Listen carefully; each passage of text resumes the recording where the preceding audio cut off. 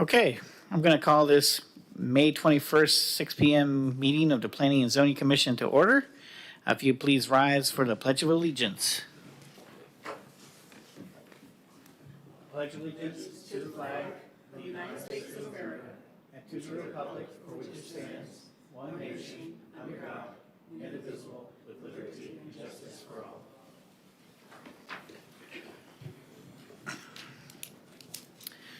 Okay, we have a quorum. Roll call, Lori? Chairman Aton, Vice Chairman Childs. Here. Secretary Grant. Here. Member Faison. Here. Member Garrod. Here. Member Scully. Here. Member Gellin. Here. Alternate Member Findler. Alternate Member Rogers. Okay, now we have a quorum. Sorry. One off. Jeez. All right, the minutes. Any questions or comments about the minutes? Do I have a motion to approve the minutes? Member Faison. I move that we approve the minutes as written. Do we have a second? Second. All right, we have a motion and a second. All those in favor say yay. A. Yay. All those opposed? All right, they are approved. All right, quasi-judicial confirmation procedures. Thank you. This evening's agenda states that all persons who anticipate speaking on any public hearing item must fill out an oath card to be heard on that agenda item and sign the oath contained thereon. These cards are located on the table near the entrance to the council chamber or may be obtained from the recording secretary. This meeting will be conducted in accordance to the procedures adopted in Resolution Number 24-1997. Those speaking in favor of a request will be heard first. Those opposed will be heard second, and those who wish to make a public comment on the item will speak third. The applicant may make a brief rebuttal if necessary. A representative from either side, for or against, may cross-examine a witness. Anyone who speaks is considered a witness. If you have photographs, sketches, or documents that you desire for the commission to consider, they must be submitted into evidence and will be retained by the city. Please submit such exhibits to the recording secretary. Thank you. All right, thank you. So next item is petitions and requests from the public present. So this is for anything that's not on the agenda, and you don't need a card to come. Just come up and start to speak. And say your name and address for the record, please. Good evening, Tony Schifolo, Historic Norwood House. I'm here today to invite you to the Joinerville and Beyond workshop that the Historic Preservation Board is putting on tomorrow evening. Now you might say, what does that have to do with me on the P&Z?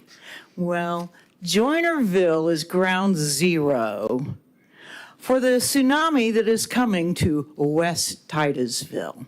There are going to be lots of issues that come before planning and zoning, I'm sure, with infill and all the vacant properties in that area, the area west of the railroad tracks, down to Sycamore, up to Garden Street.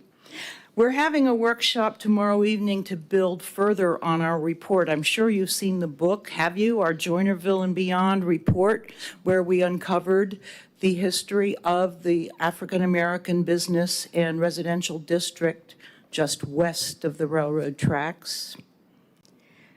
And this year, we're hoping to do more. If grants aren't cut, we're asking to get one to do further definition and signage in the Joinerville area to point out on this spot was John Smith's barber shop. Here was Maddie Sue's hair salon. And we're also going to do a new project that we're doing, historic recognition without designation. Not all owners of older properties wish to be designated on the historic either the local historic or the National Historic Register, because there are a lot of restrictions that go with that. But there are a lot of older buildings that people have taken pride in and have maintained and taken care of. And so our recognition without designation is to honor those. For instance, one of the recipients at tomorrow night's workshop will be the Moonlight Diner with its historic and wonderful neon sign. So I'd like to invite y'all, it's at 5:30 tomorrow, 5:30 to 8, over at the Neighborhood Services Center, the Moore on De Leon. And unlike all these other meetings, we serve refreshments. Thank you. Thank you, Tony. Anyone else for petitions and requests? My name is Stan Johnston. I'm a registered professional engineer. I live at 860 Poinsettia Avenue here in Titusville. Been here for over 53 years. And I've also been an employee of the city of Titusville, reviewing plans, and I've also been the engineering of record of over a dozen subdivisions. I've showed this to you guys before, and this is sheet 4 of S&G Oaks plans. In 2021, it came to my attention. This is a project that I used to own. My wife and I used to own the property, and it has a dirt road that traverses the property, and it has houses on that road, dirt road, and the city of Titusville has an ordinance is for flag lots. It need to be 25 foot wide for a flag. For the stem of the flag, and for fire protection. It's on another sheet of this plans, it shows it to be 20 feet wide. However, the sketch plat approved it for being 8 foot wide. 8 versus. How I don't know how in the world. I've presented this a number of times to the city and to the city attorney's office, and I get no answers.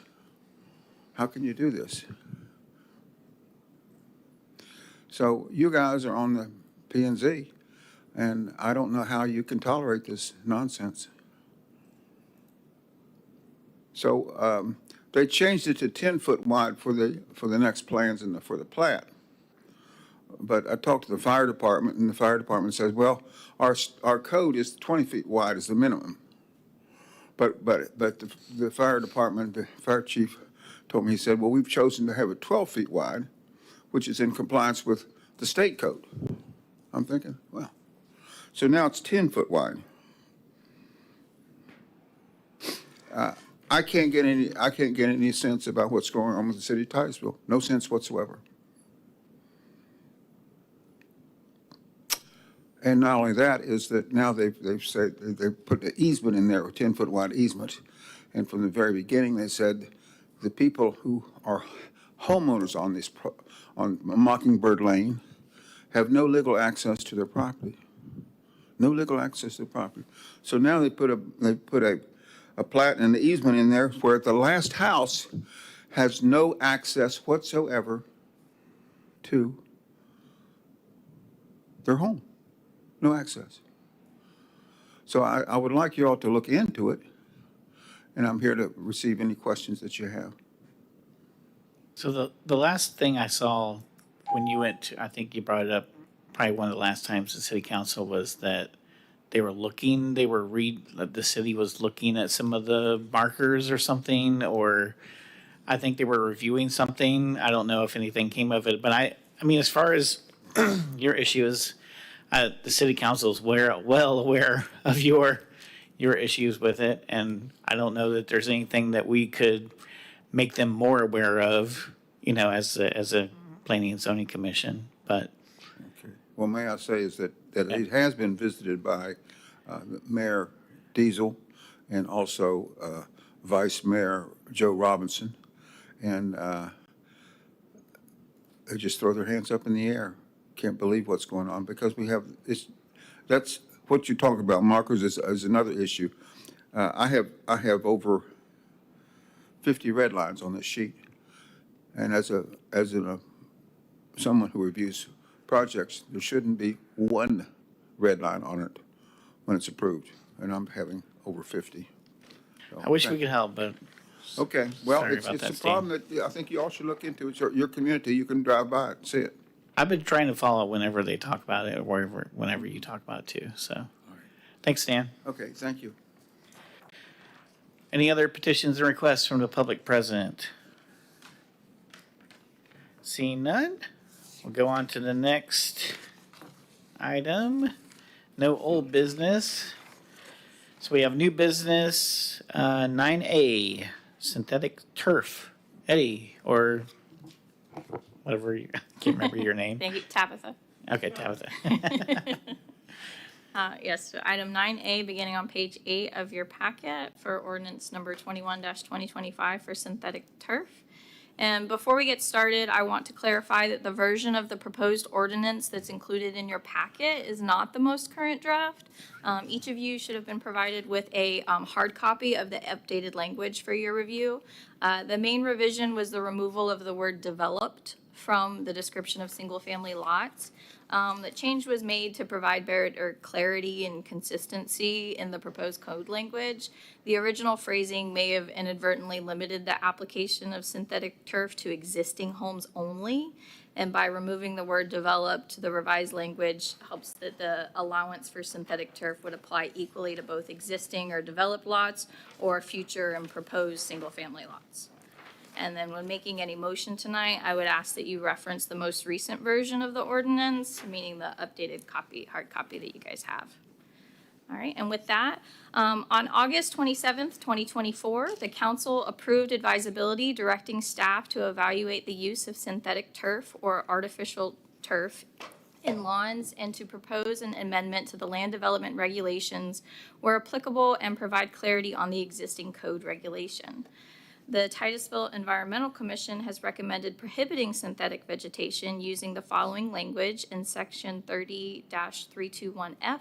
Synthetic plants prohibited, synthetic or artificial material in the form of trees, shrubs, ground, vines, or ground cover, including artificial turf, are prohibited in landscaping and yards. Now, on April 23rd, 2025, Florida House Bill 683 was approved by the legislature. Page 18 of your agenda packet contains a House bill analysis that outlines the legislative intent and expected impacts. The full text of the House Bill 683 is provided for you starting on page 31. The bill requires that the Department of Environmental Protection, or DEP, to adopt minimum standards for the installation of synthetic turf on single-family residential areas that are 1 acre or less in size. The standards must consider material type, permeability, stormwater management, potable water conservation, water quality, proximity to trees and other vegetation, and other factors impacting environmental conditions of adjacent properties. Upon DEP's adoption of a rule containing these standards, the bill prohibits local governments from adopting or enforcing any ordinance, resolution, order, rule, or policy that prohibits or is used to prohibit a property owner from installing synthetic turf on his or her land if the turf complies with the standards adopted by DEP. The bill also prohibits a local government from adopting or enforcing any ordinance, resolution, order, rule, or policy that regulates synthetic turf that is inconsistent with the standards adopted by DEP. The bill defines synthetic turf to mean a manufactured product that resembles natural grass and is used as a surface for landscaping and recreational areas. The bill requires that the Department of Environmental Protection to adopt rules to implement the prohibitions on local government synthetic turf regulations. Now, since the DEP rulemaking process may take some time, staff recommends adopting the ordinance. The ordinance can be amended in the future to align with any new DEP rules. So in summary, you can see in the whereas section of the ordinance, this was developed in response to the following items. There's negative impacts of artificial turf, including landfill waste, microplastics, and chemical release. There's research that highlights concerns such as increased surface temperatures and poor stormwater absorption. Locally, we've seen a noticeable increase in the variance requests for artificial turf installations, and City Council provided us with an intent to establish clear and consistent regulations for artificial use. So as a result, the proposed ordinance introduces minimum standards for installation, performance, and maintenance. To pull a few of those key standards from section 6, which is page 4 on your hard copy. Subsection D addresses permeability and stormwater compliance. Subsection E would address manufacturer warranty requirements. And subsection D means they need to have disposable materials. So the ordinance would give us a starting point and can be updated later as state regulations evolve. And that's all I have. Any questions? Any questions from the commission? Mr. Grodd? Thank you, Mr. Chairman. I have a few questions. I'll try to keep them succinct and brief. And I'll move the microphone closer so that everyone can hear me. As you explained, the genesis of this is really a statutory change that's providing for it. Reading the statute, I noticed most of it's an environmental concern, more so with everything evolving from microplastics to other whatnots. But it doesn't appear the statute is predicated on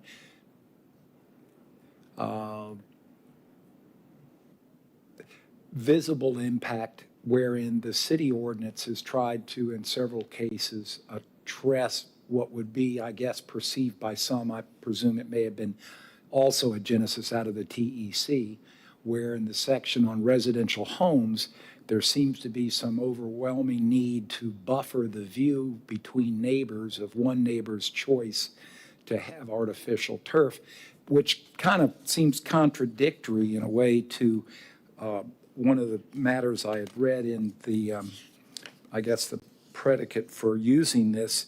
It quotes in section 5 as a definition for artificial turf, meaning this visual impact someone has because their neighbor has this other green stuff instead of grass. So you put a wall or a fence up so they won't have to look at it. But the definition says a surface that closely replicates the look and feel of natural grass.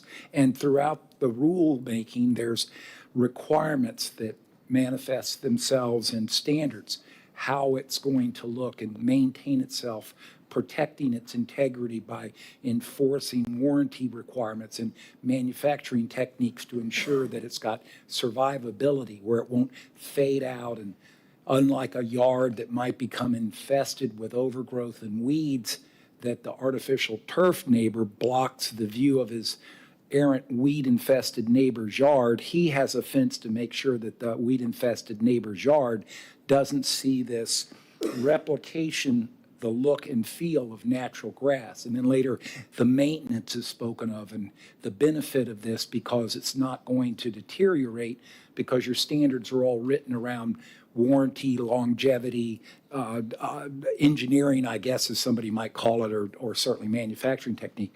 So I found that interesting, why on the one hand, you want to promote something, you're going to demand it meets rigorous criteria so it won't look bad, but you want to buffer it from an adjacent neighbor. And then I thought, in the circumstance where it might be utilized on a commercial sense, where you have commercial locations, the criteria oftentimes require it to be at intersections. So a side yard is going to be on an intersecting street, and now because someone chose to use artificial turf, you have to put a wall up so you can't see it in the passing cars. And I am just challenged to understand the gravity of not having two adjacent neighbors side by side, one having a natural grass, allowing it to be less than maintained, or allowing an arid environment like we have here oftentimes to die and turn into a little more than sand and weeds. On the other hand, someone trying to beautify their yard goes out and spends a lot of money, and they also are told by staff, well, you have to put a fence up so your neighbor doesn't have to look at that expensive, real looking and feeling grass. Can you help me understand why that came? Yes, sir. So on page 17 of the packet, you'll see kind of a history of the variance requests. I do believe that the positioning of the turf in the side and rear yard kind of came from those. Throughout the variances that we've seen, at the beginning, the pushback came from neighborhood associations saying that they didn't want it in the front yard. And that was a lot of what we were hearing. So the conditions that were placed on some of those beginning variance approvals were that it would not be located in the front yard. And so with that trending, I believe that's kind of the genesis that provided that language in the ordinance for the side and rear only. And then they would need to seek a variance to have it in the front yard so it could be evaluated on a case-by-case basis. Well, And then to expand on the fence portion of it, some of the feedback we had heard is that if it wasn't visible, then what, from this is the feedback that we heard during the BAA hearings, if it were in the rear yard and out of sight, then what really who is it bothering? And so it's a chance to minimize the visual impact of the artificial turf. But if you feel that it's unnecessary because we've addressed the warranty and other quality conditions, then you could recommend that that not be added. I think you're following the line of thought I have. For example, again, so two adjacent neighbors with abutting rear yards, as long as I'm abutting the rear yard, I don't have to fence the visibility of it. It's only when I put it on the side yard. And when you speak about variances, and I've mentioned that several times during other discussions, I have perhaps a different opinion of what variances are predicated on. Again, they're predicated on a hardship, not a hardship in which the rule says no, so I have to ask permission to get yes. It has to be cause and effect. If during the development of ordinances you find that there's seeking of variances for good reason, that it's based on hardships and there really is more than I can't have it, but I want it, so I'll ask for the question.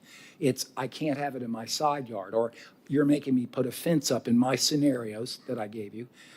Variances that routinely see predictable problems with ordinances are usually grounds for amending the ordinance so you don't have a replication of variances which deviates from the point of having an ordinance whatsoever. The rule says this and you follow the rule. If it's a bad rule, rewrite the rule. If oftentimes you find variances are being requested, it should be somewhat a glove in hand effect to say we perhaps, and I believe that's what you were saying, you indicated happened, but in this case, you may be overbuilding the protection. If you're protecting it by warranty, by design, by all those standards, I just don't see where it's so visually impacting a neighbor as to cause you to have to put a fence up on your side yard, but you don't have to put one up on your backyard. That just doesn't smell too good to me. It means you're going to have a variance, and then somebody's going to say one day, we should take that out of the ordinance. So that's one comment I made. The other one, which I'm not trying to find fault with something that's environmentally protecting and in an area where an estuarial waterway is, I got it 100%. I'm just trying to figure out how you put artificial turf on a pervious surface. Most artificial turfs are constructed to be an application over top of something that perhaps cement's the wrong word to use, but artificial turf is not something you would lay down like you might do with indoor-outdoor carpet, as I've seen yards in my own experience where someone decides to go get the green grass carpet from Lowe's and lay it out on their lawn, not really affixing it to the lawn, just laying it over it. And that would be compliant with the intention of the code because it's pervious, right over top of the dirt. But if a person came in and wanted to do it the correct way, preparing the surface, the subsurface, and installing this like you might say a football field is designed to be, I'm having a hard time seeing a neighbor be told, well, now you'll have to get a stormwater management permit, get an engineer of record, design a stormwater pond to contain the runoff from my impervious surface, subsurface of the turf. And what this says up here, it says artificial turf. It's subsection D, page 5 of 6 of the draft ordinance we were handed. On D, it says artificial turf shall be installed, installed minimum permeability of 30 inches per hour, square yard. That's not something I could calculate. I assume I could hire an engineer to do that. Artificial turf that does not meet the permeability minimum requirements shall be considered 100% impervious area and required to receive stormwater management permit consistent with a subsection, I'm sure, is an engineer of record. I can't design that. I'm not an engineer. Someone is, and all these people who would choose to have this, maybe there's only one and maybe there's 100. But the first thing they're going to be told is, well, no, you'll have to get an engineer of record because you want to make it like this. I'm using my own example. I have a pervious and impervious surface for a driveway. I ripped out, when I moved back here, the concrete driveway, widened it, and installed pavers. And it's quite pervious. I can't get water to wash my car to go to the curb because it's absorbed through the pavers. The paver's absorption is on top of 6 inches of compressed limestone, which was the subbase. I don't think the limestone's very pervious. I would almost say the limestone compacted to 6 inches in depth. The city required that, by the way, under their permitting for my driveway improvement. the pavers are pervious and the water probably continues along the route of the limestone and disappears somewhere, but isn't seen in the valley of the gutter. But it's not going through 6 inches of compacted limestone. I'm not an engineer, but I'm pretty sure that's right. It is going through the material on top of the limestone, my pavers. Turn that into artificial turf, which is pervious. It's on top of the same material, and now I have to dig up my front yard to put a retention pond in after it's been designed by an engineer. I would think I probably don't want to use artificial turf because it's going to cost $200,000 by the time I'm done. So I've got a bit of a problem with engineering something so much so when I can't even imagine that the potential for installation of that and the runoff would be catastrophic to the environment. Why I believe that is there is no requirement that I know of in Titusville under the code for a single-family homeowner to have a driveway improvement meet stormwater requirements. I don't see retention ponds on every single-family home that has a driveway. The runoff goes to the street. Is that usually the case? And if that's usually the case, if I took my driveway out and it was on the side of my yard and I put my fence up so you can't see that ugly artificial turf, if I wanted to put it over the compressed limestone subbase that represents the same material that composition-wise pavers are put over, someone may opine if it doesn't meet the 30-inch requirement, that's impervious, so you'll have to get an engineer. But if I put the pavers in, I did not have to do that. If I poured a concrete driveway, no one's going to tell me to get an engineer to put a retention pond in, and I'm sure a concrete driveway is impervious. So I hopefully can get someone to explain how that's a beneficial code right there. Sir, the engineer for the city of Titusville is the one who provided the criteria and letter D on the 30 inches per hour. We discussed that, and my understanding based on our conversations is that the manufacturer specifications provide that detail, and the purchaser or property owner could easily provide the product specifications rather than actually testing what's on site. If showing what is purchased to be consistent with the 30 inches per hour of permeability rate and deeming that as to not be an impervious surface. And so it's not treated as an impervious calculation for that property. The driveway, when somebody establishes a new home in that single-family lot, calculates the footprint of the property and plus the driveway to be part of the impervious area that is then calculated and adjusted for in the stormwater. You don't see stormwater ponds on individual lots, but it's addressed in the development when it's built in mass. And if a single-family home is calculated, then yes, that site plan is going to be looked at for the stormwater impact. And if there's drainage improvements that need to be made in the form of swales or whatever that is that needs to go on that site because of the amount of impervious surface from the house and the driveway, then that would be addressed in the engineering. I don't see the likelihood of every property that's in putting down artificial turf needing to go through that sentence that requires you go through the stormwater management permit because there should be a regular production of that manufacturing specifications to prove what it is. Now, everything up until, and then I also wanted to point out, you said what goes below it. Letter H says the infill materials for the artificial turf. That's what you lay down below it. You asked that question, it's not concrete because that would be impervious. I understand the answer and the background. I don't agree with it because I believe it would be fair for me to reason that a 6-inch compaction of limestone base by order of the city engineer, for my example, I live the example so I can use it, that 6 inches of compacted limestone base in replacement of concrete driveway is no more or less pervious than the concrete it replaced. However, my driveway widened, so the impervious surface in my scenario, my example, became twice as much as the concrete that preceded it. Nowhere in my process did somebody tell me I needed a stormwater management engineering plan because I was increasing the impervious surface area of my single-family lot, wherein runoff calculated for the subdivision goes to the street. And the overall calculation provided by approval of the county city engineer, has taken into effect the design of the subdivision, the value of impervious surfaces, roadways, driveways, and there's usually some scale by which they determine you're not going to have 100% impervious on every single family lot. When a homeowner has the choice to pour concrete because they don't want to mow the lawn, I just want to pour concrete, I don't want to put any artificial turf on it, and if I call the city and I say, I would like to pour concrete in my yard because I'm tired of mowing weeds, I don't believe I understand the city's code's going to require me to get a permit and a stormwater management engineering plan to create a 100% impervious surface for concreting my yard. If, however, I put artificial turf on it, now I have to get an engineer, and I'm not finding that a beneficial code. It's got too many ways around it otherwise provided, and for the person that chooses to look at this nice lawn, they first get told to put a fence up so the neighbor doesn't see it, but the neighbor in the back who doesn't want to see it doesn't get a fence.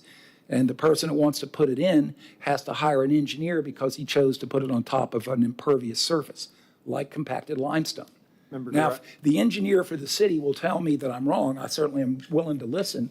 I just don't believe that 6 inches of compacted limestone That's a is separate. pervious. Go ahead. Yet it doesn't require retention engineering.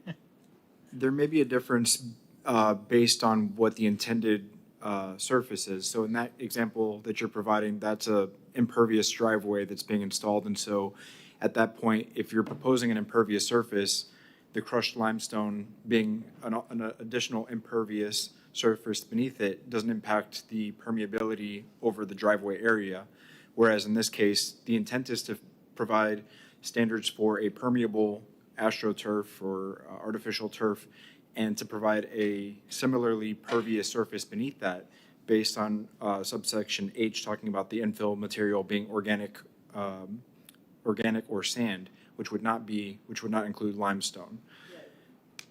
Now, if your suggestion is that the requirement for a stormwater management permit be removed, it sounds like that's the heartburn is that you would not prefer there to be a stormwater management permit when an artificial turf is being installed over an impervious surface. Is that correct?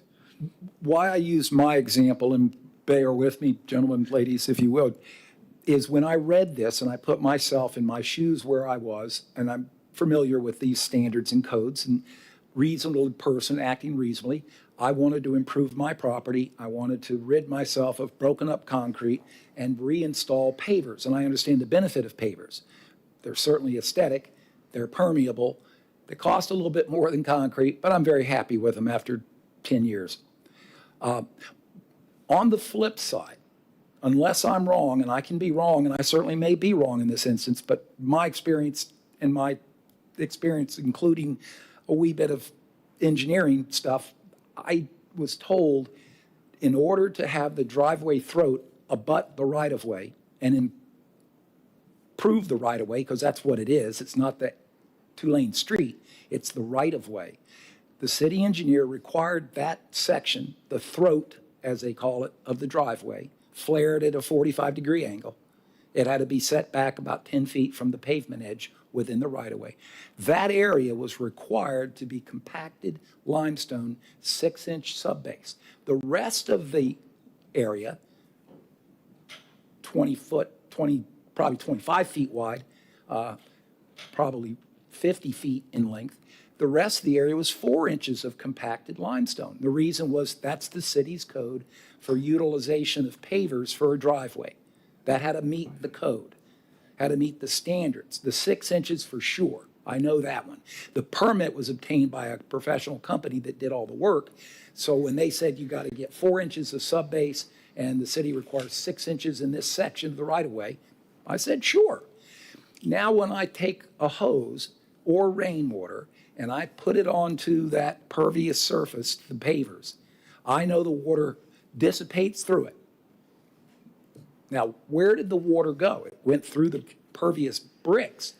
It would have gone down until it reached that subbase, 6 inches compacted limestone. I do not believe that's pervious. But my point is not to talk about pervious or impervious. My point is You don't require, no one mentioned to me that, oh, wait a minute, if you're going to put this impervious surface, for example, I want to concrete my yard and I want to put pavers, I want to put artificial turf on it.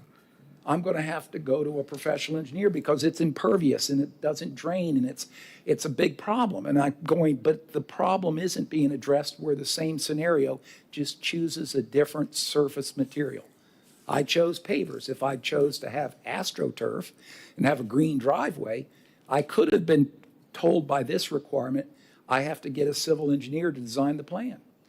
And I wouldn't think we want to tell folks that want to make their properties improve value by expending a lot of money, that on top of a lot of money, you got to spend a lot more money potentially, because wherever you put this down on top of a surface that's impervious, well, this doesn't say you cannot.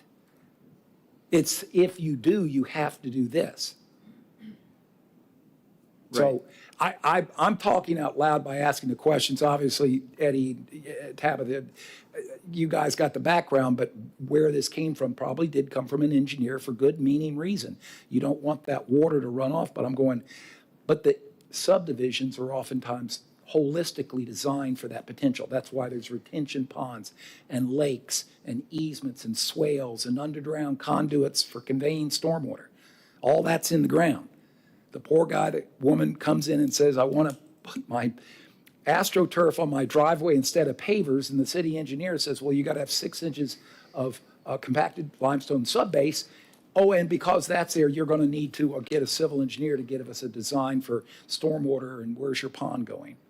So talking out loud, I don't see the benefit of that section whatsoever. Not in the big picture. I see it as a big pain, and I see it becoming that other comment I made. Well, they'll just have to get a variance. The city's making the hardship, not the owner. The hardships, I would argue the hardship is you don't make this person do it that way, but you make me do it this way. There's the hardship. Treat it differently, equal parts. Subsurface is impervious. I just can't go with it very well. So thank you. That's the end of my questions. All right. Any other questions from the commission?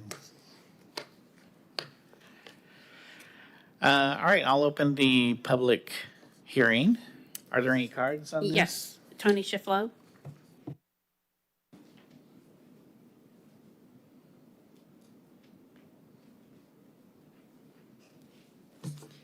Tony? Cephalotropic Street. I've been following this issue through many sessions at the Board of Appeals and City Council. What needs to be said again and again about how bad synthetic turf is for the environment and the people who live with it. The heat effect, the harm to the earth beneath it, the degradation of the plastic, allowing microplastic particles flowing into stormwater runoff, the non-aesthetics of large areas covered in plastic. People don't really want to look at that. Put up the wall. Titusville has not got a lot of things correct over the years. They've passed ordinances that favor developers over the rights of citizens many times, and have had to defend some particularly egregious crimes against the environment by paying large fines, making massive physical corrections, or spending large sums of taxpayer dollars on outside legal counsel to protect the positions that they took. But the ordinance against synthetic plants is one of the soundest environmental protection laws on our books. It states simply and often that artificial turf and synthetic plant material is not allowed, period, stop, end of discussion. Code section, I don't know if it's still valid, 3321F said synthetic plants prohibited. Synthetic or artificial material in the form of trees, shrubs, ground covers, vines, or artificial turf shall not be used in lieu of the plant requirements in this section. And yet, again and again, our state legislature shows its hate for the residents of Florida by passing legislation that harms the environment and the people that live here, while aiding and abetting the developers and their tangent industries, makers of artificial turf. Staff has devised an ordinance that complies with the state's synthetic turf law, but still stands strong against the use of any other plastic plant materials. I don't like it, but, state preemption. And I'd like to disagree with you, sir, about making it easy for people to come in and get this horrible plastic synthetic turf. I think you ought to make it as hard as possible under the state law, because the state law is coming in to change everything that we locally want to do to save our Indian River Lagoon. Thank you. Thank you. Any other cards? No, sir. Okay, I'm going to close the public hearing, bring back to the commission.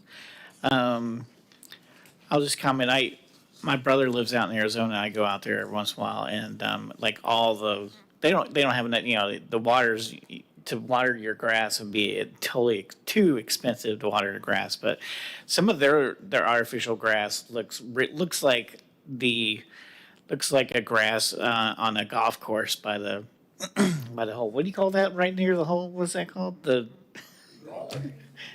Yeah. The green, on the green, the putting green, right. So, I mean, some of it looks realistic, but they put it right on the ground. But they have a different ground there, but, it's mostly clay and, but some of it looks really nice. But obviously, I think all plastic will degrade in the sun, even out in Arizona. I think it upkeeps pretty well out there, but I think they use some really high-end artificial turf. It's not like they're going to Walmart and getting some, off the shelf there. But any discussion from the commission here? Member Garad? Well, I agree with your observation of other areas treat things differently, and that's the nature of being in a different environment. If I got the short of this, the state of Florida is going to preclude local government, as they have been doing, from having too much to say with a bigger picture than Titusville, Brevard County, for that matter, East Central Florida, the Indian River Lagoon. They're looking at the entire state, and the state has decided, for what it's worth, that artificial turf is cool stuff as long as you do it a certain way. And quite honestly, the other important message that I would like to convey is that I think it's on page 5 of the agenda, where we have our current code. No, I think it's 12. Let's see. And under section 30-321, section F, that section, as you heard recently, synthetic plants prohibited, that sentence has been difficult to interpret because of different conflicts in our code. And regardless of the outcome, we would like to have an ordinance that clarifies this section, because before the changes in this proposed ordinance, the way that the first sentence of F reads, synthetic or artificial material in the form of trees, shrubs, or ground covers, vines, artificial turf shall not be used in lieu of the plant requirements in this section. So read as a whole sentence, it doesn't actually say that you can't have synthetic plants. It says that you can't have them in the plant requirements that are required for that lot or the development. And so that's been an issue that we are looking to resolve. And then the state legislature came out with a law that said HOAs can't prohibit artificial turf unless there's a code in the municipal government that says it's prohibited. So that's when we started receiving variances 2 years ago. And we will continue to receive them unless we have a better code that gives better direction to the residents of our city whether or not they can have artificial turf on this property. So regardless of what the end game is on the permeability rate and the stormwater management permit reference, I really would like to see this ordinance passed in one form or another. And so if you have recommendations to change it, please include that in your motion and it will be considered. City Council is going to hear this item for the second reading next week. And if they need to, they will table it. But if you propose passing it, then, that will be helpful for City Council. But staff really needs to have better direction for the residents looking for variances on this matter. So really, so both things, because I've seen some of the variant, I watch the meeting sometimes, and I've seen that they approve side yards and backyards because it's, you know, no one can see it and no one really sees it. But, so instead of just waiting for Florida to, the state to finalize, or where was it? What? Yeah, for the standards to come out. Because is there a time frame for when that comes out, then you have to be compliant, or? I will tell you that both the House and the Senate passed it unanimously, but that the governor still has to sign it. And so the law is not effective until we get that governor's signature. And then the law is not triggered until those rules are enacted. And we do not have a timeline. I can tell you that it may take a year, could take a little more or less. But that would be my guess, that it's going to take quite some time for FDP to come out with those regulations that will apply statewide. Okay. But you're saying just because we're also having the people ask for variances is a good reason to just go ahead and pass it then to give direction. I mean, it makes sense to me. I mean, it's unfortunate that they're, you know, gonna drag the ball on getting the standards out, but that's what they have to go through for comments. Secretary Grant, or let's see, Member Grab was first. Go ahead. Go. You first. And I think the explanation for the fusing of the statute and the local government's authority to regulate it makes sense, trying to hedge that before it comes. I still go back to this position I'm going to take. I don't get the kind of laissez-faire approach to Board of Adjustment variances, that if you just can't do it, just get a variance.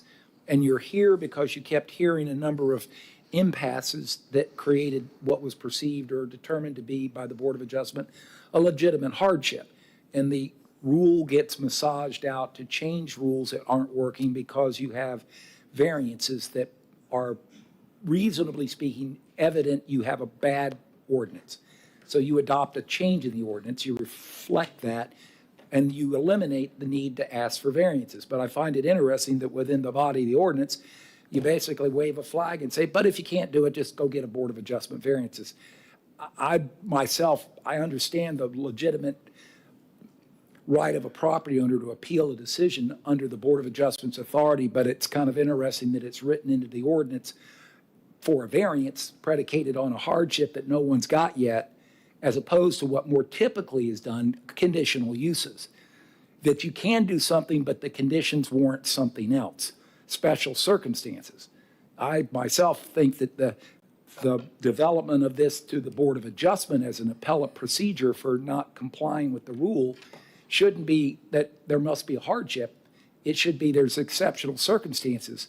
Like my neighbor's yard is full of weeds, and I have a fence because I don't want to look at the weed and filled lot.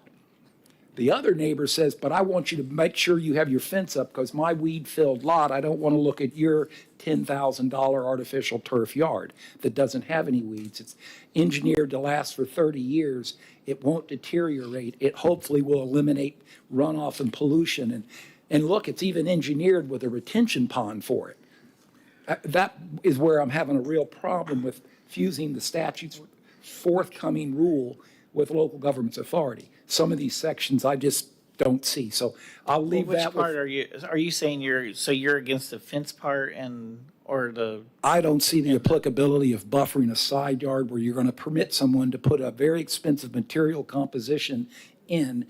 But on the other hand, if it's in the backyard, you don't have any protection for the adjacent neighbor. The backyard doesn't matter. It's only the side yard. Member Garrett, And is is there a there- place in the ordinance that says you have to put a fence or Right. wall up? That's I what I'm thought saying. that's where I read this. I may have made that up in my mind. Maybe it was from the Board It of should be seen, I believe. Right? No, Adjustments and Appeals. And that might be what you're saying, Mr. Chairman Childs, because that is one of the conditions that was in the variance, so that might have been where that probably was the pulled from, but variance. it is I not know I listed saw in the that in ordinance here. It itself. probably was about the variance. It's in There was variance conditions that the fence remains as long as the turf, or that It's- it's not Yeah, shown. I think I But saw it. but to that's not in respond, the it's ordinance. section Where? 3321, paragraph F, synthetic plants prohibited.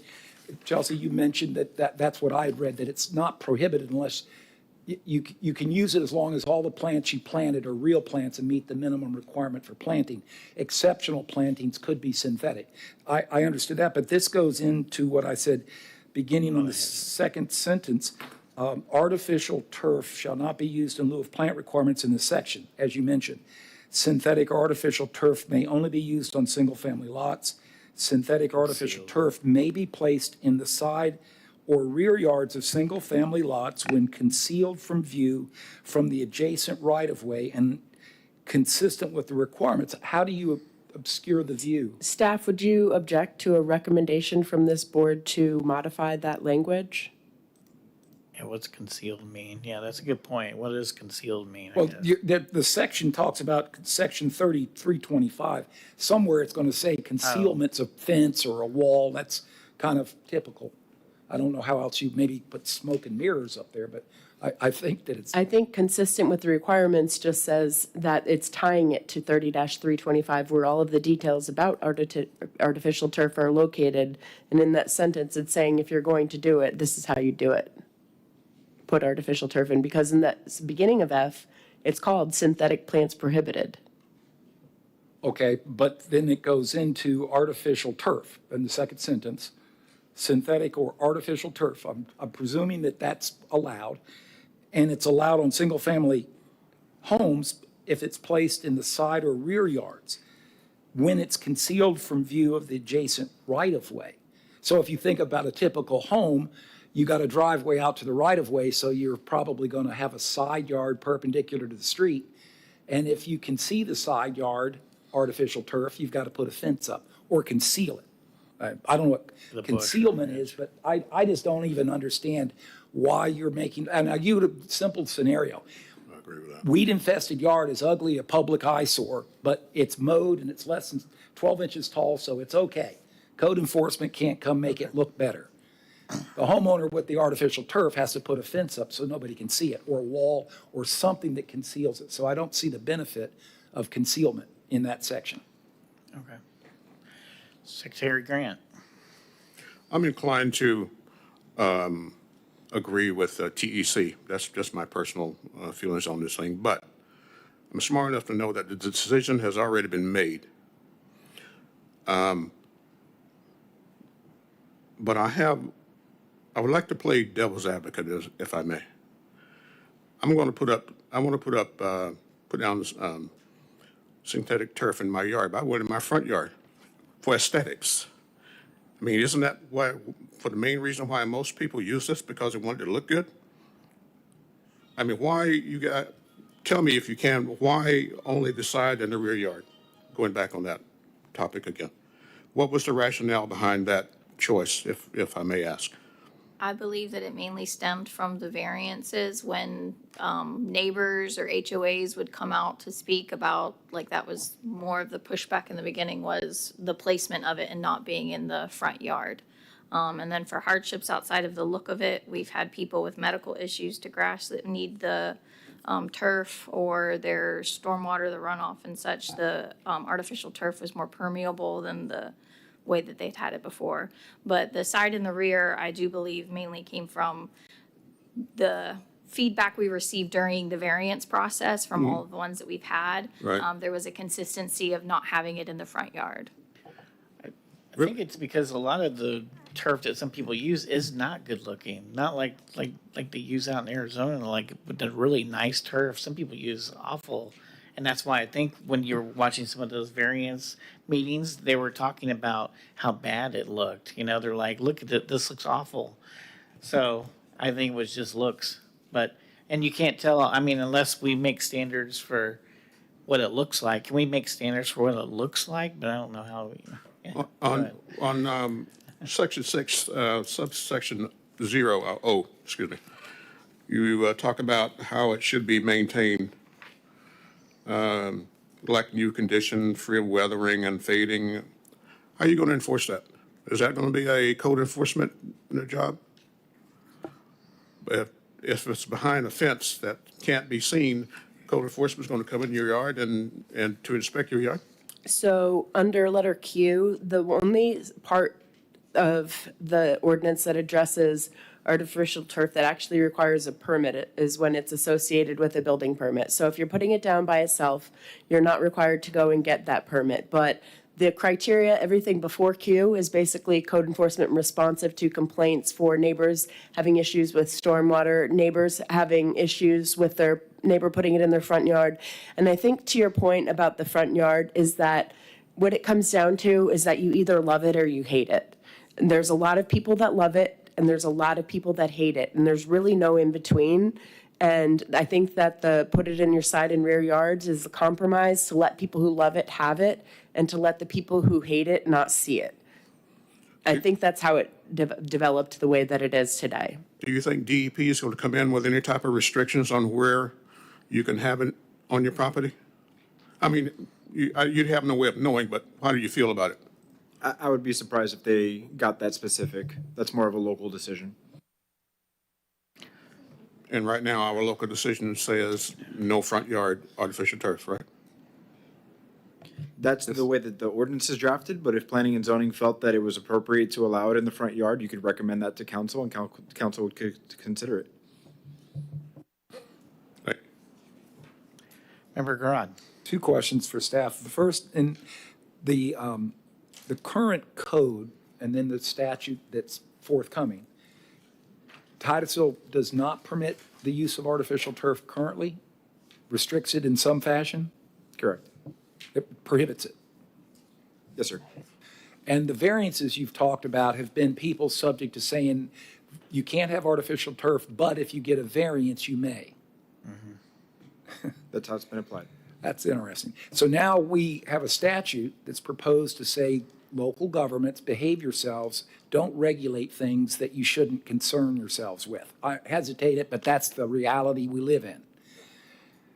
So we're going to write an ordinance that's codifying how we'll do artificial turf in anticipation of statute. There's a few rough edges in this document. I'd like to try to steer us from creating just more variances, even though I would suggest it would sound more of a conditional use than a variance. It's not a hardship. The rule says no, no is no. It's, just my opinion. So having the rule says do it this way, there are circumstances where hardships would exist. But I think it's more targeting the way you're looking at this to be a conditional use. It's not a hardship. I can't or I don't want to put a fence up on my side yard or a wall, or that someone on staff said, yeah, a board-on-board fence obscures the artificial turf in the side yard. That's my administrative decision because there's no definition of obscuring or whatever the word's used. I lost it again where the section is, but Conceal. okay. But you would agree that it is subjective. Someone on staff has to determine if it obscures the view. You're going to get a permit. So obscurity is by what measure? Smoke and mirrors, wall, fence, berm, artificial turf berm. I just don't see that as the real direction. If the direction is to say, here's this codified set of standards, and where special circumstances owe to whatever your pleading is, I see that more of a conditional use than a board of adjustment, my opinion. And I'll speak to that. That's a good point. Member Garad, you've mentioned conditional use permit a couple of times, and so I want to just clarify for the board that that's one of our processes for allowing a use. So in our use table, we have our list of zoning districts and our list of uses, and you'll find letters. P means permitted by right. You can come in and get a permit for it today. L means it's permitted with limitations, and so there's some standards that if you can meet those, you can get your permit today. C is conditional use, which is a public hearing process, similar to bringing it before planning and zoning and then to city council. And then if it's blank, that means it's prohibited. The way that this ordinance operates, it operates very much like a limited use by providing those standards that if the applicant can meet those standards, the city will issue a permit for it. However, it also allows that no permit is required unless it is found to be a code violation and you need to demonstrate that you meet all of the conditions, otherwise be removed. So in some ways, it does act as a limited use with some oversight, with some standards, rather than just allowing it carte blanche or prohibiting it carte blanche. So we find this to be a reasonable compromise. Can follow that idea. I'm just still not convinced that setting up a standard, I mean, to me personally, I find it hard to believe that a prohibition can be accepted by variance. That'd be like saying, I have a zoning district that only will allow a hospital. That's a hardship. I want to build a house there. That's a whole different argument, in my opinion, than to say that you have zoning districts that have flexibility. You have a right to use your property certain ways. In this case, single-family home. You have a right to use it as a single-family home. And with this ordinance, you have a right to choose to artificial turf your side yard or your backyard, but not your front yard. But in circumstances where the applicability of the standard is exceptional, special, circumstances prevail. There's a forest between me and my adjacent neighbor, and he lives 2 miles in the forest. I don't see the benefit of obscuring my artificial turf from my wooded neighbor's lot. Special circumstances, to me, is what you do. If you can't meet the code, special circumstances can be eliminated by conditional use, as opposed to, I have a hardship. What's the hardship? Buy a fence and put it up. What's the reason to give a variance when the use is prohibited? I have a hard time with that. So my feelings on this is I don't particularly see that section I'm referring to in D about stormwater management, impervious surfaces I've mentioned, and I don't think the idea of obscuring view on side yards but not rear yards makes any real sense to me. If that's the measure by the Board of Adjustment, we got a feeling that's how it went. I think, and I respect that. That's how ordinances are adopted. I mentioned that. But in this rendition, I don't see it as the best option. I just don't see the need to tell somebody after you, and I presume, and I'm going to ask the question too, side yard doesn't go all the way to the street front in the definitions. I believe the side yard begins at the building setback. So you have a point where the side yard begins and ends, and the front yard begins and ends. So somewhere along the side of the house, you stop having artificial turf and you go back to a weed-infested front yard, sand spurs and sand. But you've got this really nice looking $500 a yard carpeting in your backyard and your side yard, provided nobody sees it behind a fence. So I'm not in favor of the fence. I'm not in favor of the stormwater design for this. I think that's killing a bumblebee with a cannon or a fly with a cannon. And I don't see the Board of Adjustment as the route preferred. I would think you should turn this into a conditional use where if you don't meet these standards, then you have to have an approval of a conditional use. That's just an opinion. That may not fly well with everybody else, but that's my opinion. Thank you. Secretary Grant. I agree with that because I was sitting here thinking, when you mentioned conditional use, if you are required to obscure your side yard to keep anyone from seeing it, isn't that a condition? And the only way you can do that is to put up a fence? You have to, correct me if I'm wrong, please. That would operate more like a limitation. A condition would be something that we're confirming through the public hearing process. If you wanted to put up a artificial turf on your side yard, and the only way you could do that is to put up a fence. It smells conditioned to me. And you say it's not? The differences are, so like I was explaining with the limited use and the conditional use permit. Yeah. Those are two different approval processes in our code. Okay, I understand And that. so what we call limitation is different from a condition because it has to be approved. If it's a condition, it has to, the applicant has to demonstrate that they've met the condition before it can be approved. Whereas a limitation, it can be administratively approved if the applicant provides the needed information. So it's really about the approval process. And to go back to Member Garad's point, the city has received a number of variances for artificial turf. And so this is a reaction to reduce the number of variances, to implement a code to allow certain applicants that are requesting this material to do it in a way that the city feels would be satisfactory if they meet these limitations. By changing it to a conditional use permit, you've eliminated the BAA meeting for the variance, but you've now added a P&Z meeting and one city council meeting.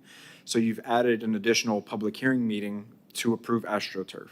And I think the intent is to reduce the number of meetings for this material. I think, Cut out the red tape, Inspector, is what you're saying. Okay.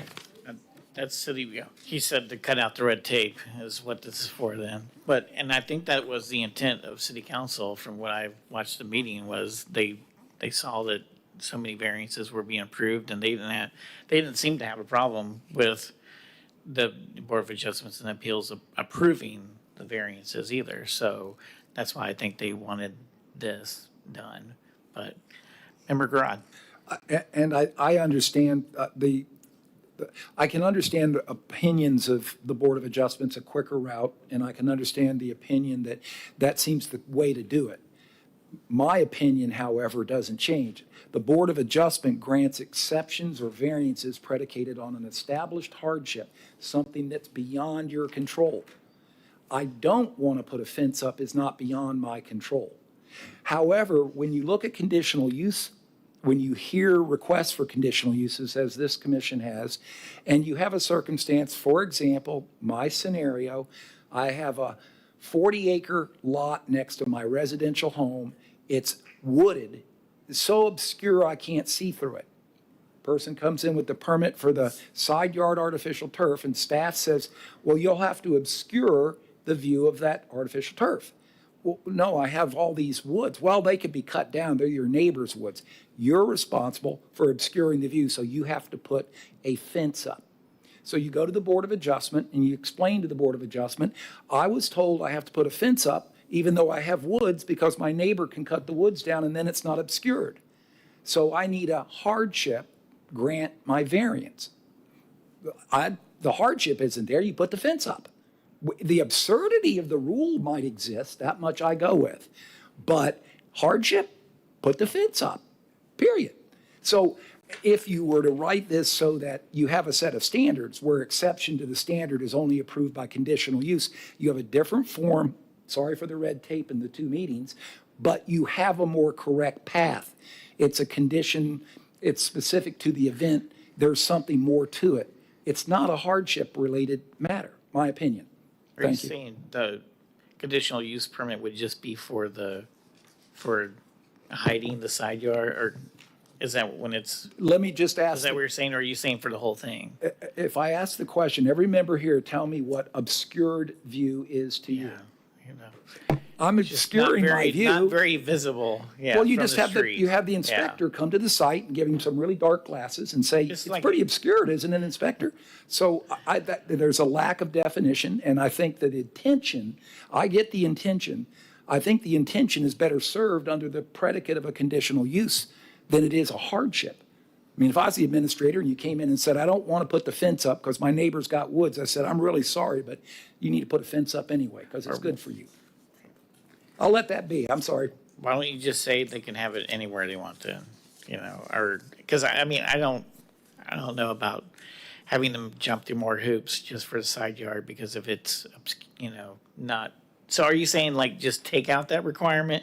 I mean, Yeah, it might be a good just start in say, the right let's direction. not care if, Yep. just side yard period, unless side yard, because like the side yard could be right up against the street though, I guess in some cases. Like in my neighborhood, there's this whole house on the corner now, but their side yard is right there on the, on the street. I suppose if I was a neighbor and didn't want to see that ugly-looking $10,000 lawn on my side yard my neighbor has, I would put a fence up.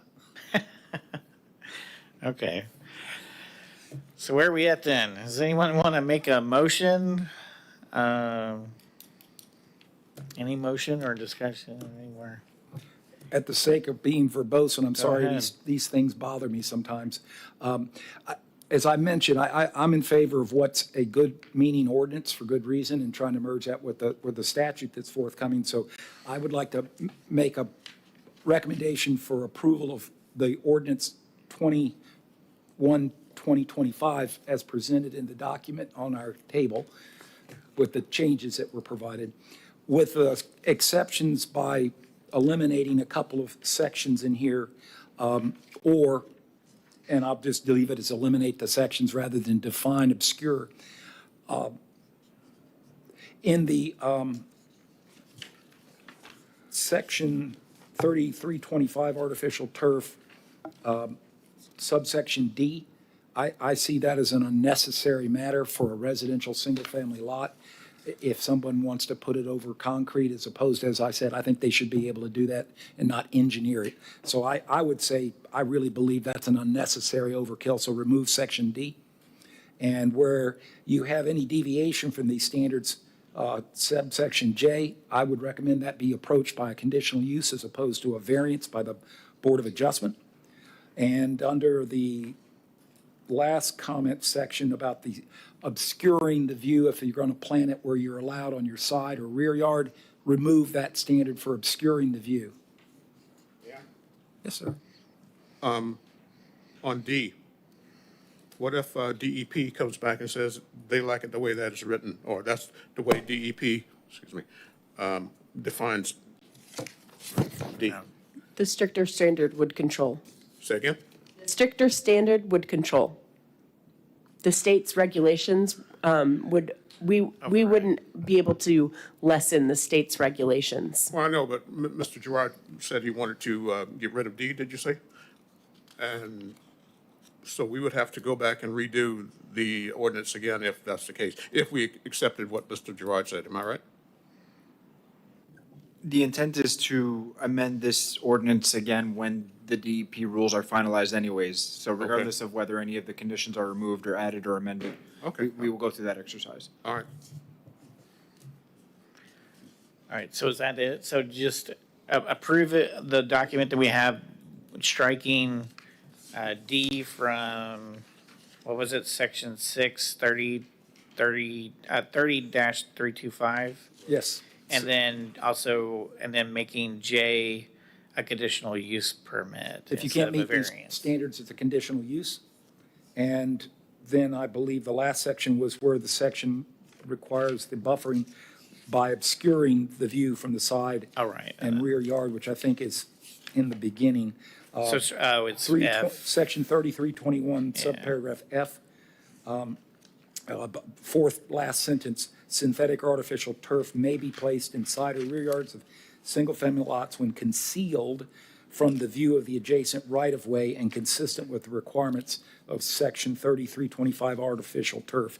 I don't see that as, I don't see that as Just a benefit. striking, Strike that section. strike that, at least that whole section or just that Just that part? section beginning in the second sentence, or third sentence of subparagraph F, begins synthetic or artificial turf.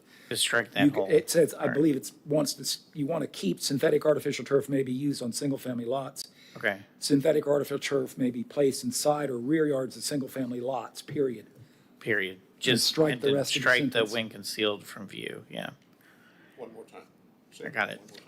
The whole thing? Subsection F, strike the sentence that, I think it's the fourth sentence, synthetic or artificial turf may be placed in side or rear yards of single-family lots, enter a period, and then strike the remainder of that sentence, which says, when concealed from view from the adjacent right-of-way and consistent with the requirements of section 325. Just remove all of that, yeah. Has the recording secretary got that? You guys got that? All right. Thank you. Second. You guys understand that? All right, second from Grant. We have a motion and a second. Any discussion on it? All right, roll call, please, Lori. Member Garad, Yes? Member Scully, No. Vice Chairman Childs, Yes. Member Gellin, Yes. Secretary Grant, Yes. Member Faison. Yes. All right, motion passes. Thank you. Before moving on, Member Scully, can you tell us why you said no? I like section J. Yeah. J, yeah. You like it to be a variance? Yeah, I know, yeah. I just, city council probably. Yeah. Sure, let them talk about it. All right, so next is conditional use permit. So 9B, conditional use permit for 5195 South Washington Avenue. Go ahead, Devin. Thank you, Chair. So conditional use permit item 9B, beginning on page 46 of your agenda packet. And click All right, for CUP 1-2025 for Kingdom Builders Childcare located at 5195 South Washington Ave, the applicant is requesting a conditional use permit to allow a childcare facility. The property is 1.54 acres in size and is currently zoned community commercial. Now, within the CC zoning district, a CUP is required to establish a childcare facility when the property is located on a local street or abutting a property with a single-family zoning or use. The subject property is located along an arterial roadway. However, it abuts the Indian River Landing subdivision to the east, which is zoned single-family high-density R1C. The current request is for the operation of a 24-hour, 7-day-a-week childcare facility. The applicant states that the extended hours are intended to support parents working night shifts, weekends, or attending evening or weekend educational programs. The property is located off an arterial roadway, and the outdoor play area meets all LDR requirements for setbacks from the adjacent residential properties. The applicant has provided a scaled site plan and an interior concept plan. These are located on page 59 and 60 of your packets. The southern access to the site is provided through a right-of-way and utility easement agreement with the property to the south, which is used for access to the site's designated pickup and drop-off zone. A second access is located toward the north on South Washington Avenue. Now, staff are recommending approval of CUP number 1-2025 to allow a child care facility at 5195 South Washington Ave, consistent with the approved concept plan, along with the following condition: that a photometric lighting plan shall be submitted demonstrating that the exterior lighting is fully shielded and designed to prevent glare or spillover onto adjacent single-family residential properties. And that's all I have, so any questions? Any questions? Let's see. Member Faison. Oh, okay. Member Gallen. Yes, I would like to disclose that I consulted with the city attorney earlier last week regarding this agenda item to ensure there would be no conflict of interest. Based on the information that I provided, there is no conflict of interest, and I can still, move forward. Awesome. Thank you. Thank you. Any questions for staff? Secretary Grant. This lighting that you included as a condition, would that answer the questions of some of the letters that we've gotten from some of the residents concerning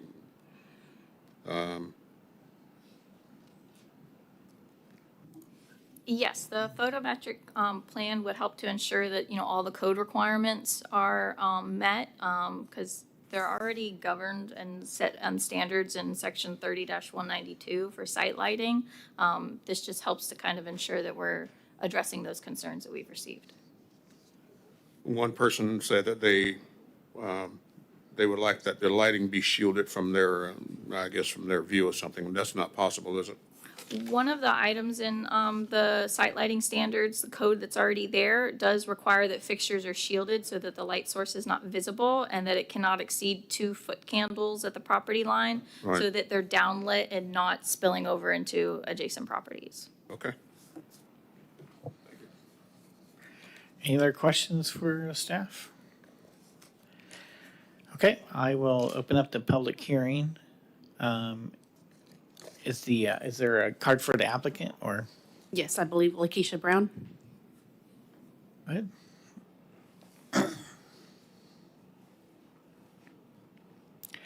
Name and address for the record, please. Well, I am Lakeisha Brown, address 4553 Retreat. Sorry, but this was bothering me. No problem. I am the applicant, and I'm new to this, so I didn't know if I needed to fill out a card or not. But to address the lighting issue, I've already been on the property. First of all, the issue is in the back of the building. We will be utilizing the front of the building where there's lighting. So there wouldn't even be a need for the light to be on in the back at night to interfere or cause problems to our residents behind us. That's basically why I wanted to let everybody know that there's plenty of lighting in the front. Parents will drop off and pick up children in the front of the building so as to not disturb the neighbors behind us. However, if for some reason we need to use the lighting, there is already shield there, and the light goes towards the building, not the neighborhood. That's all I have. Thanks for waiting so long for this, but is there any questions for her from the commission? I have one. Member Faison. So, thank you for coming. Who else provides this type of service, and how close is the nearest one to you, if you know that information? Well, I do know that no one that I'm aware of provides this service for 24 hours. Correct, and that's what I'm asking. I will be the only one. All right, thank you. Yes. Secretary Grant. There have been some inquiries about the age limit of the children involved here. Do you have any idea? We go up to age 12. 12? Take care. The person who inquired would like for it to be cut off at 14, so thank you. Well, okay. Oh, I didn't see that email. What was it? What was the concern about that? Is it an email that was provided? I thought I read all of them, but I must not have. One of the last ones. Oh, weird. It's just that. There's not like why. Why they, okay. That's weird. I don't know. Any other questions? Okay, well, thank you very much. Thank you. We have any other cards? Yes, sir. Tommy Hicks Jr.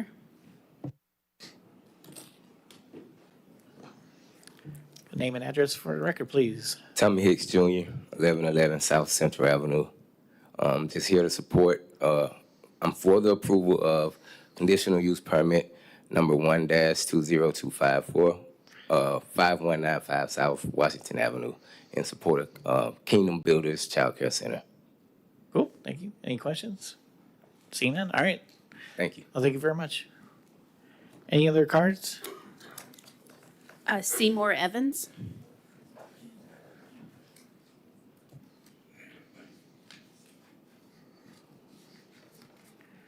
Name and address, please. Yes, my name is Simone Evans. My address is 4566 Sleepy Oaks Lane. I am in very much support of the child care Kingdom Builders. I was a single parent at the age of 15, and I didn't have the support.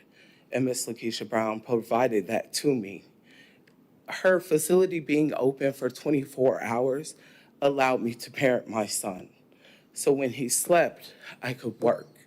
But when he was awake, I could be there because of that service. And that is why I have the utmost respect for her and support. So hopefully, please allow this to go through for any other parents like me. He's grown now, but that really helped me. All right, any questions? Nope, thank you very much. Any other cards? That was my last card.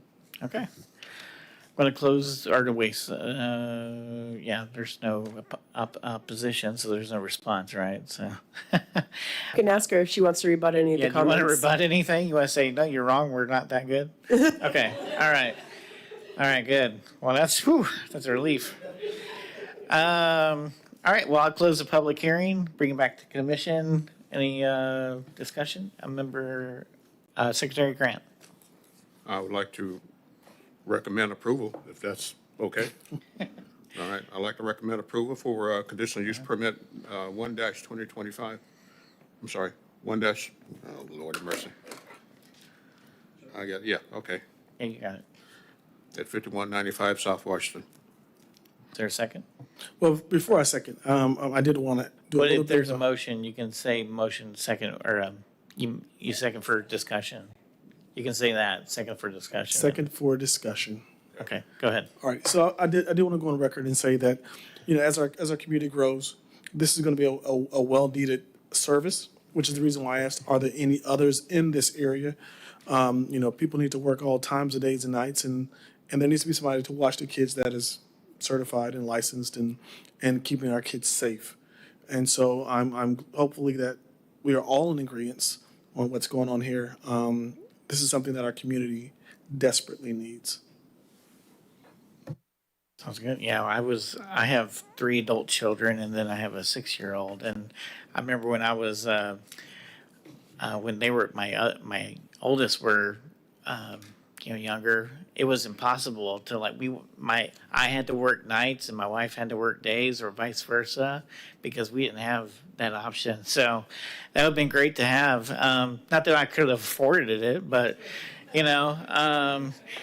so that's like eventually like one of us stopped working for a part of the time, just take care of them. But yeah, so I agree. I think it's a great, and it's not a bad location either. I don't think it's going to cause any problems with anyone. I think it was just the lighting stuff that we got emails on, and then he went over 14, I guess, for some reason. Okay, we have a motion and a second. Any other discussion? All right, Lori, please call the roll. Secretary Grant, Yes. Member Faison, Yes. Vice Chairman Childs, Yes. Member Scully, Yes. Member Garad, Yes? Member Gillen. Yes.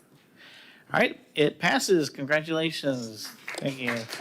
It will, I think it'll be heard at City Council when, do you guys know? On the 27th next week. On the 27th? Next week, yes. Next week. All right, thank you very much. I just lost my place. Here we go. Petitions and requests from the public present is our next item. Anyone from the public? Or wait, did I miss one? Oh, sorry. It's like a little letter. Yeah, it's not bolded. All right, 9C, Odyssey Ridge, final plat. Yes, sir, Chairman, thank you. This is item 9C, Odyssey Ridge Final Plat, beginning on page 69 of 187 of tonight's agenda package. Odyssey Ridge, formerly known as Sisson Road Townhomes, is a proposed 91-lot townhome subdivision located north of Timber Trace Apartments along Sisson Road that is currently under site construction. The sketch plat for Odyssey Ridge subdivision was approved by City Council on February 14th, 2023.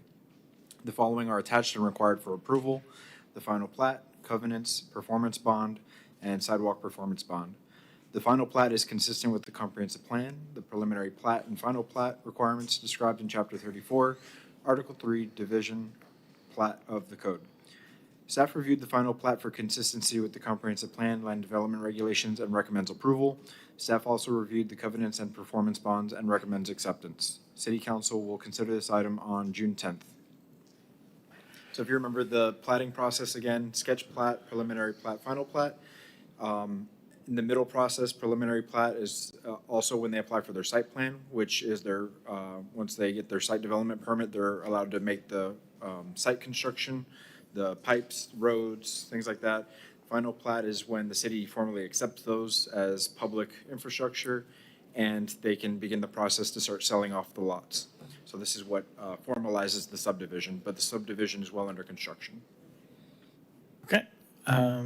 Member Garad. Just a question. This is the subdivision under construction that has the massive retaining walls? Yes, sir. Yeah, this is right by my house. Yeah. Any questions from the commission for staff? Nope. All right, I'll open up the public hearing. Are there any cards on this item? No cards. No cards. I will close the public hearing. Because this. All right, commission, any discussion about this item? Any questions? Any motions? Anything? Member Faison. I move that we approve the Odyssey Ridge's final plat as presented. I second that. All right, it's been motioned and second. Roll call, please. Member Faison, Yes. Member Gillen, Yes. Member Garad, Yes? Member Scully, Yes. Vice Chairman Childs, Yes. Secretary Grant. Yes. All right, passes. For anyone watching, it'll be considered on June 10th, right? June 10th, City Council. All righty. All right, I'm not missing another one. It's petitions and requests, right? There's nothing, all right, good. Petitions and requests from the public present for anything that's not on the agenda. There's only one public, so I don't think, so. All right. Next item, reports from the city staff. Yes, sir. Just another reminder that on June 4th, the next P and Z meeting, we'll have a 5 PM workshop. Right. And that's to discuss the amendments to amend the comprehensive plan consistent with any changes that have been made since the last 7 years to state statute. So we're finalizing that report for you, and we look forward to the workshop then. So the workshop will just go over it, just talk about what the updates are, and then will we have another hearing or another agenda? Will it be on our agenda to discuss later? It will, yes. Okay, but not that meeting, right? No, this is just a workshop, public engagement opportunity to Right. get some feedback. Okay, And will we, I'm sorry. go ahead. And will we be notified prior to that? Because I forget things, you know. Sure, absolutely. Thank you, I man. think so. Yeah, I know. Me too. Member Garad. I was going to suggest if Eddie could check with the woman that was speaking earlier, she'll have some food left over from the meeting that maybe we can have.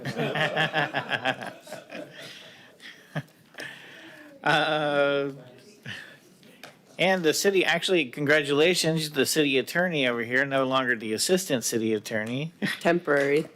Temporary, at least. I was going to ask you that question, whether you were the real dog now. I'm the temporary real dog. Temporary.